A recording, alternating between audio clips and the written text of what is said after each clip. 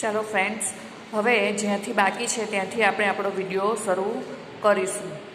The friends વર્સ 10 આપણે આગળ જોયેલું કે રાઇટ હુ શેડ ટુ હું ઓફ ધ ફોલોઈંગ સેન્ટન્સીસ, એટલે કે કોણ કોને વાક્ય કહે છે તે આપણે લખવાનું છે. જેવી રીતે ગુજરાતીના પેપરમાં તમે લખો છો ને કે કોણ કોને કહે છે, તેવી જ રીતે ઇંગ્લિશની અંદર પણ હુ શેડ ટુ હુમ, એટલે કોણ કોને વાક્ય કહે છે તે આપણે લખવાનું છે. જેમ કે પહેલું વાક્ય જુઓ, commanders your planes were in right place at the right time. Commander તમારા પ્લેન એ યોગ્ય સમયે યોગ્ય જગ્યા પર હતા. આવું કોણ કોને કહે છે? તો તમારે પરીક્ષામાં એવી રીતે લખવાનું છે કે this sentence was said by. આટલું તો તમારે મોઢે કરી જ નાખવાનું છે કે this sentence was said by. કોણ કોને કહે છે? તો કે the army man to cookie and Tyagi. Army man જે છે એ કુકી અને ત્યાગીને આ વાક્ય કહે છે. એટલે તમારે શું લખવાનું છે? The army man, this sentence was said by the army man to cookie and Tyagi. એટલે કે આ વાક્ય આર્મી મેન દ્વારા કુકી અને ત્યાગીને કહેવામાં આવે છે. ચાલો બીજું વાક્ય, yes we will make him very strong. હા, અમે તેને ખૂબ મજબૂત બનાવીશું. આ રેશમાવાળા લેશનમાંથી છે, તો તમારે કેવી રીતે આનો પણ જવાબ લખવાનો છે? This sentence was said by. આટલું તો તમારે મોઢે કરી જ નાખવાનું છે. દરેક સેન્ટન્સમાં તમારે આટલું તો લખવાનું જ છે કે this sentence was said by Reshma to Anju. આ વાક્ય રેશમા દ્વારા અંજુને કહેવામાં આવે છે. બરાબર.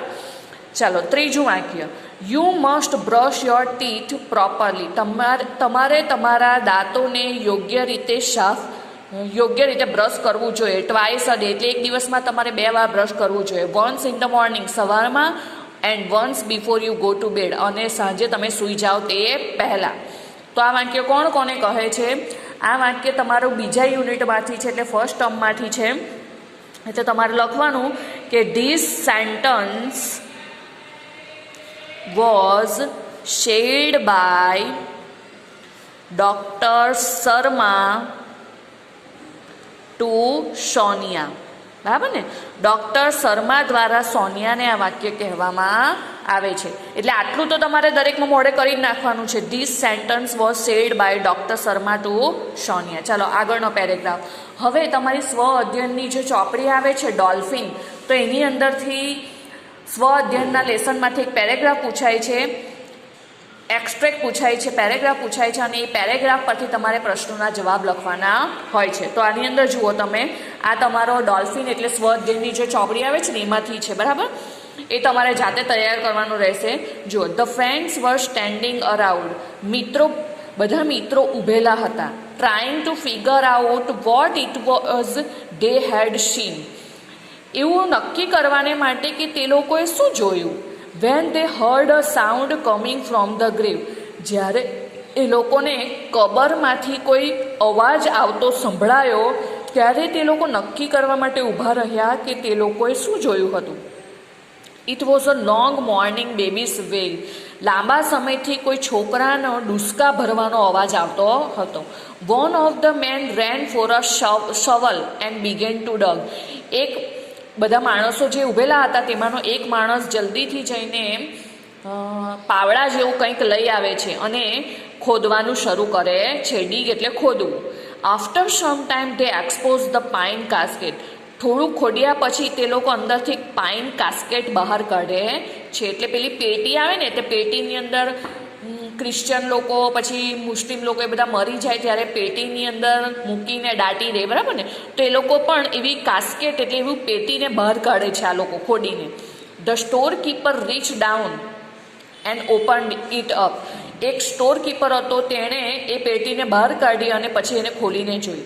Inside was the woman in grey. અંદર એક વૃદ્ધ સ્ત્રી હતી. She was dead. તે મૃત્યુ પામેલી હતી. But her baby was alive. પણ એનું છોકરું હતું ને તે જીવંત હતું. It had been in a coma. પણ છોકરું છે ને કોમામાં ચાલ્યું ગયેલું હતું. When the mother died. જ્યારે એની માતા મૃત્યુ પામેલી ને ત્યારે જે એનું છોકરું જે હતું ને એ કોમામાં ચાલ્યું ગયું હતું. And was taken to be dead as well. એટલે એ છોકરું મરી ગયું છે એમ એને માની લેવામાં આવ્યું. એટલે કે જ્યારે પેલી સ્ત્રી મૃત્યુ પામી ત્યારે એ છોકરું કોમામાં ચાલ્યું ગયું હતું. એટલે લોકોને એમ લાગ્યું કે એ છોકરું પણ મરી ગયું છે. એટલે લોકોએ શું કર્યું, એની મૃત માતાની સાથે એ છોકરાને પણ પેટીમાં મૂકી દીધું. એકચ્યુઅલી એ છોકરું મરેલું નહીં હતું પણ કોમામાં ચાલ્યું ગયું હતું. બરાબર ને. દે હેડ બરીડ ધેટ બેબી અલાઇવ. એટલે તે લોકોએ છોકરાને જીવતું જ પેટીમાં મૂકી દીધું, દાટી દીધું. બરીડ એટલે શું? દાટી દેવું. The store keeper પિકડ up the baby. એટલે સ્ટોર કીપરે છોકરાને ઉચકી લીધું. And he so something that made his blood run cold. અને એણે એવું જોયું કે જેને કારણે તેનું લોહી જે હતું ને એકદમ ઠંડુ પડી ગયું. There in that grave were 3 empty milk bottles. ત્યાં કબરની અંદર 3 ખાલી દૂધની બોટલો પણ હતી. Were 3 empty milk bottles.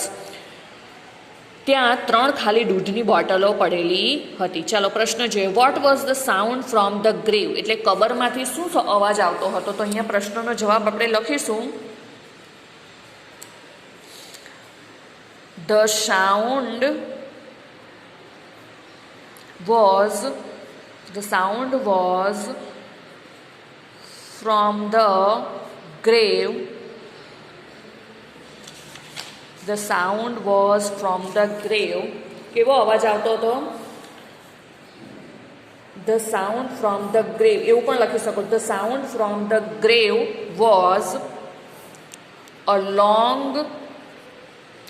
morning baby's wail. છોકરાના જાણે કે નિસાસા નાખીને ડુસકા ભરવાનો અવાજ આવતો હતો. ચાલો હવે બીજો પ્રશ્ન જોઈશું. બીજો પ્રશ્ન શું છે? What did the friend C in the casket. એટલે મિત્રોએ કાસ્કેટની અંદર શું જોયું? તો અહીંયા આપણે આન્સર લખવાનો છે. The friends. ચાલો ડીડ નીકળી જાય એટલે સી નું શું થઈ જાય? Show. The friend show in the casket.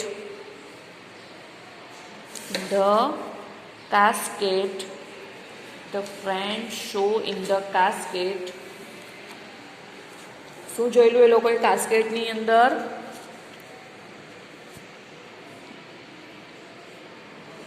The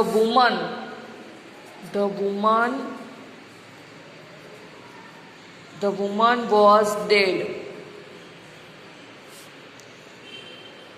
And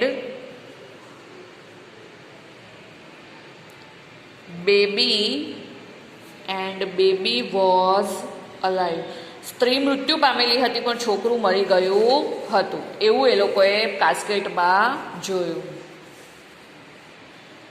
ચાલો ત્રીજો પ્રશ્ન. What was the shopkeeper nervous. કઈ વસ્તુએ શોપકીપરને એકદમ નર્વસ બનાવી દીધો? તો કઈ વસ્તુએ? એ વસ્તુએ કે તે લોકોએ છોકરાને જીવતું જ દાટી દીધું હતું. બરાબર ને. The friends. તમે એવું લખી શકો કે the friends had buried that baby alive. જીવતા છોકરાને એમના મિત્રોએ દાટી દીધું હતું. That thing made the shopkeeper nervous. આ વસ્તુએ શોપકીપરને નર્વસ બનાવી દીધો હતો. ચાલો ચોથો પ્રશ્ન. Why was the baby buried alive. શા માટે છોકરાને જીવતું જ દાટી દેવામાં આવ્યું?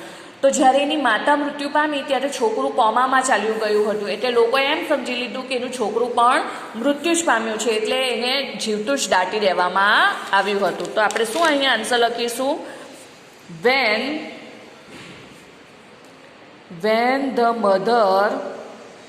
when the mother was dead,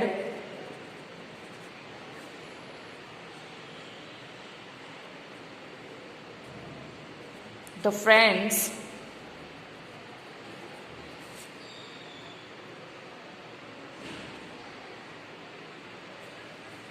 understood that when the mother was dead, her baby, જ્યારે એની માતા મૃત્યુ પામી ત્યારે છોકરું કોમામાં ચાલ્યું ગયું હતું. her baby had been in a coma. Had been in a coma. So the friends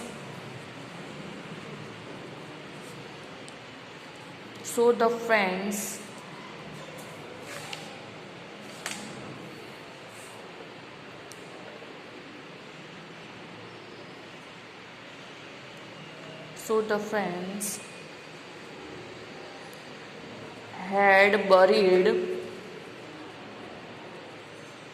that baby alive. તેથી મિત્રોએ તે છોકરાને જીવતું દાટી દીધું હતું. કેમ? તો છોકરું કોમામાં ચાલ્યું ગયું હતું એટલે. બરાબર? તો આ રીતે તમારે પ્રશ્નોના જવાબ લખવાના છે. આ 4 પ્રશ્નોના જવાબો થઈ ગયા. ચાલો હવે પછીનો પ્રશ્ન તમને જે પૂછાશે તેની અંદર જુઓ, fill in the blanks choosing the correct words given in the brackets. બ્રેકેટની અંદર જે શબ્દો આપેલા હોય છે તે શબ્દોનો ઉપયોગ કરીને જ તમારે ખાલી જગ્યા પૂરી કરવાની છે. એટલે કે તમારા જે લેસન ચાલ્યા છે અત્યાર સુધીના 1 થી 9 લેસન, તો એ 9 લેસનની અંદરથી જ તમને કોઈ પેરેગ્રાફ મૂકી દેશે. એટલે તમારે ચોપડીની અંદરથી જ કોઈ પણ પેરેગ્રાફ આવશે અને તે પ્રમાણે તમારે પ્રશ્નોના જવાબ ખાલી જગ્યા પૂરી કરવાની રહેશે. જેમ કે 6:55 AM they reached their first blank, a village named મિરથાલ down on the earth. 6:55 તે લોકો મિરથાલ નામના ગામ પાસે પૃથ્વી પર પહોંચ્યા. હવે આ કુકીવાળો લેસન છે. A day in the life of an Indian fighter પાયલોટવાળો લેસનમાંથી પૂછાયું છે. બરાબર? તો ધેર ફર્સ્ટ શું આવશે? વાયોલેન્ટલી એટલે હિંસક, ચેક પોઈન્ટ એટલે એ લોકોનું ફર્સ્ટ લક્ષ્ય, અને ટાર્ગેટ એટલે લક્ષ્ય. ચેક પોઈન્ટ એટલે એ લોકોનું જે પહેલું જે ટાર્ગેટ હતું ને, મતલબ પહેલું જે લક્ષ્ય હતું ને એને ચેક પોઈન્ટ કહેવાય. બરાબર? તો એમ કે પહેલા નિશાન પાસે એ લોકો પહોંચ્યા હતા. તો ધેર ફર્સ્ટ શું આવશે? ચેક પોઈન્ટ જવાબ આવશે. અને બીજું જુઓ, Cookie begins to time his blank. કુકીએ તેના લક્ષ્યને માટે સમયસર પહોંચવા માટે નક્કી કર્યું. હવે ટાર્ગેટ અહીંયા જવાબ આવશે. પહેલામાં ચેક પોઈન્ટ આવશે અને બીજામાં ટાર્ગેટ. એટલે કે તમને કોઈ પણ પેરેગ્રાફ ચોપડીની અંદરથી જ પૂછાય છે. ચાલો હવે જોઈએ section C. Match the expressions in A with B, proper functions they convey in B. પહેલાં જોડકા આપેલા હશે, એમાં પહેલાંની અંદર એક્સપ્રેશન આપેલા હશે. મેં તમને શીખવી જ દીધું છે. ફંક્શન્સ છે, આ બધા ફંક્શન્સ તમને ચંદ્રકાંત સરે કરાવ્યા છે, છતાં પણ મેં તમને વિડીયો મોકલો જ છે. બરાબર? તો એની અંદર તમે જોઈ શકો છો કે પહેલાંમાં વાક્ય આપેલા છે જોડકાની અંદર અને બીજાની અંદર ફંક્શન્સ આપેલા છે. તો ભાવ પ્રમાણે તમારે ફંક્શન્સ સાથે એને જોડવાના છે. જેમ કે Sanjana is a beautiful girl. Sanjana સુંદર છોકરી છે. Our library is very big. આપણી લાઇબ્રેરી ખૂબ મોટી છે. ચાલો હવે ફંક્શન્સ શું આપેલા છે? ડિસ્ક્રાઇબિંગ પ્લેસ એટલે સ્થળનું વર્ણન છે. એક્સપ્રેસિંગ કોન્ટ્રાસ્ટ એટલે વિરોધાભાસ દર્શાવવો. અને ડિસ્ક્રાઇબિંગ પર્સન એટલે વ્યક્તિ વિશે જણાવવું. ચાલો હવે આની અંદર ડિસ્ક્રાઇબિંગ પ્લેસ આની સાથે છે. Sanjana is a beautiful girl એટલે સંજના સુંદર છોકરી છે. એટલે કોઈ વ્યક્તિનું વર્ણન કરેલું છે. સંજના એ એક છોકરી છે, એ વ્યક્તિ પણ કહેવાય. એટલે વ્યક્તિનું વર્ણન હોય તો અહીંયા પહેલાં સાથે શું આવશે? Describing person. અને કોન્ટ્રાસ્ટ એટલે વિરોધાભાસ. આમાં બંનેમાં વિરોધાભાસ તો છે જ નહીં, એટલે એ તો આવવાનું નથી. એટલે describing place. Our library is very big. અમારી લાઇબ્રેરી ખૂબ મોટી છે. તો સ્થળનું વર્ણન કરેલું છે એટલે શું આવશે અહીંયા? Describing place. એટલે બીજામાં ડિસ્ક્રાઇબિંગ પ્લેસ આવશે અને પહેલામાં ડિસ્ક્રાઇબિંગ પર્સન આવશે. બરાબર? ચાલો complete the sentence is using the functions in the brackets. હવે બ્રેકેટ્સની અંદરથી યોગ્ય ફંક્શનનો ઉપયોગ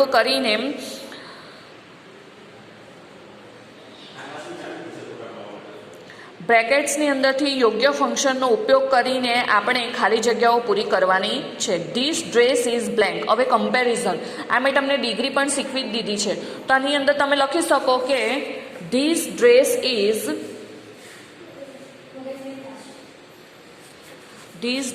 is as good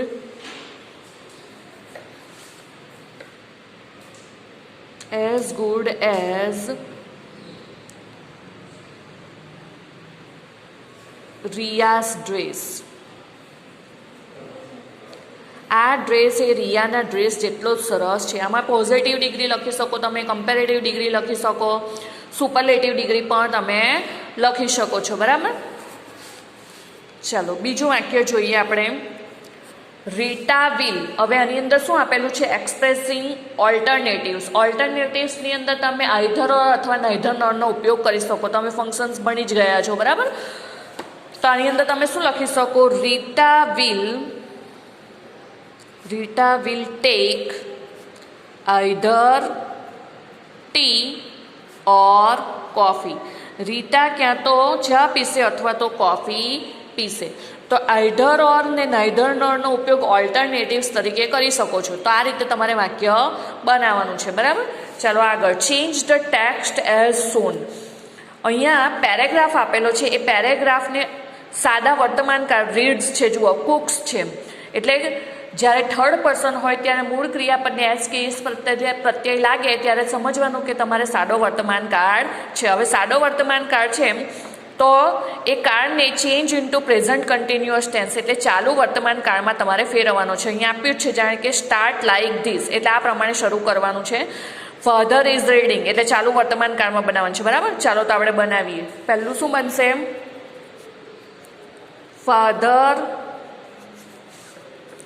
Father is reading a newspaper. બન્યું. પહેલાં શું લખ્યું અહીંયા? Father reads newspaper. તો એનું ચાલુ વર્તમાન કાળ શું થશે? Father is reading a newspaper. ચાલુ વર્તમાન કાળમાં એમ ઇઝ આર પ્લસ આઈએનજી આવે. ફાધર સાથે ઇઝ આવે અને ક્રિયાપદ જે હોય મેઇન વર્બ તેને આઈએનજી પ્રત્યે લાગે. અહીંયા રીડને શું લાગે? આઈએનજી. એટલે father is reading a newspaper. ચાલો બીજું વાક્ય. Mother cooks. તો શું થશે? Mother is cooking. બને ને એવું ચાલુ વર્તમાન કાળમાં? Mother is cooking. ચાલો આગળ. The children play in the garden. તો આને પણ આપણે ચાલુ વર્તમાન કાળમાં બનાવવાનું છે. ધ ચિલ્ડ્રન એટલે બહુવચન છે તો એની સાથે એમિઝારમાંથી શું આવશે? આર આવશે. The children are playing in the garden. ધ ચિલ્ડ્રન are playing in the garden. બીજું. Ramji waters the plants. Ramji એ છોડોને પાણી પાય છે. તો કેવી રીતે બનશે? Ramji is watering the plants. Ramji is waters તો એને શું થશે? વોટરિંગ. એમિઝાર પ્લસ આઈએનજી. બરાબર ને? તો ઇઝ તો આવી ગયું. પછી મેળ ક્રિયાપદને આઈએનજી પ્રત્યે લગાવવાનું. Ramji is watering the plants. તો આ રીતે તમારે સાદા વર્તમાન કાળમાંથી ચાલુ વર્તમાન કાળમાં પેરેગ્રાફને ફેરવવાનો રહેશે. એ પણ મેં તમને શીખવેલું જ છે. એના 2 માર્ક્સ છે. ચાલો અને છેલ્લું સેક્શન સીની અંદર correct the underline parts and rewrite the paragraph. અહીંયા પેરેગ્રાફની અંદર ખોટા શબ્દો આપ્યા હશે તેને સુધારીને આપણે સાચા લખવાના છે. જેમ કે why we would spend some time watching the common yellow ant. શા માટે આપણે સામાન્ય પીળી કીડીને જોવામાં સમય બગાડવો જોઈએ? We would be impress by their busy schedule. તો અહીંયા સમયની વાત છે. We would spend some time watching the common yellow ant. હવે સમયની વાત હોય તો નહીં, કન્ડિશનની વાત છે. If we would spend some time watching the common yellow ant. જો આપણે આ સામાન્ય પીળી કીડીને જોવામાં આપણો સમય પસાર કરીશું, we would be impressed by their busy schedule. તો આપણે તેમના બિઝી શેડ્યુલ દ્વારા પ્રભાવિત થઈશું. એટલે અહીંયા શું આવશે? વાયની જગ્યાએ ઇફ આવશે. બરાબર. અને આ ધેર એ આ જગ્યાના અર્થમાં નથી પણ તેમના અર્થમાં છે એટલે આ ધેર આવશે. બરાબર. એટલે અહીંયા ઇફ આવશે વાયની જગ્યાએ અને આ ધેરની જગ્યાએ આ ધેર આવશે. તો આ રીતે તમારે સેક્શન સીમાં કરવાનું છે. હવે પછીના નેક્સ્ટ વિડીયો લેક્ચરમાં આપણે સેક્શન ડી જોઈશું. બરાબર. સેક્શન ડી અને સેક્શન ઈ.